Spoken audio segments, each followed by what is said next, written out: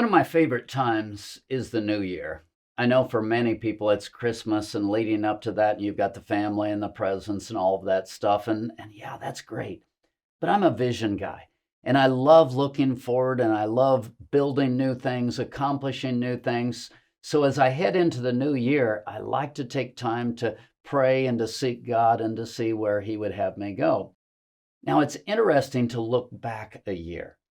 Going into last year, the year was 2020. And of course, all kinds of people did a play off from that and the idea of having 2020 vision. We're going to go into this new year and we're going to create this time of vision and we're going to accomplish all of these things. And guess what? It all kind of crashed. All of those vision plans, all of that stuff that was set out, nothing last year worked out the way it was supposed to work out for really just about anyone. So we had to readjust. We had to step back and look at things and replan. As we go into the new year, I want to challenge you, step back, connect with God. Instead of the disappointment, instead of the frustration, when you hear from God and you're prepared, it's really much, much better. One of my favorite verses that talks about this actually comes out of Lamentations 3. And again, Lamentations, think about it. That's Jeremiah lamenting the people being carried off to captivity and all of the stuff that happened. So there's a really good parallel here to the year that we've just come through and some of the difficulties. And listen to what Jeremiah says in these verses. Says, through the Lord's mercies, we are not consumed, because His compassions fail not. They are new every morning. Great is your faithfulness. Because of the song, so many people are quite familiar with that verse, at least that last little part about great is thy faithfulness.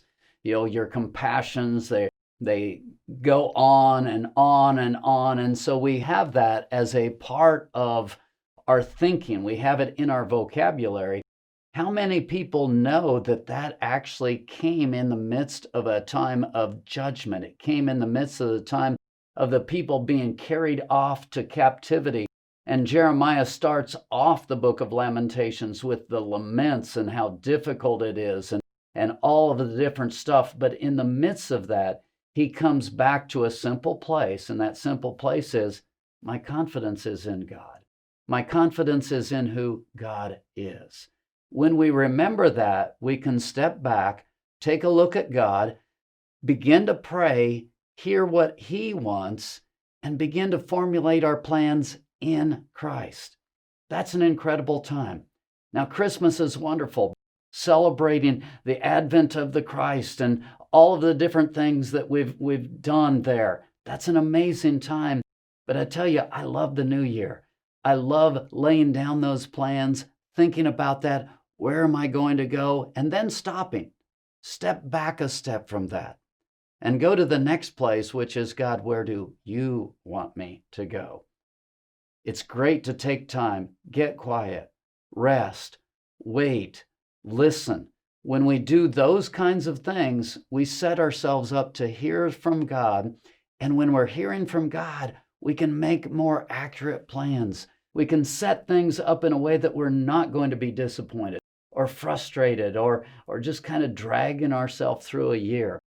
So I don't care what your 2020 was like.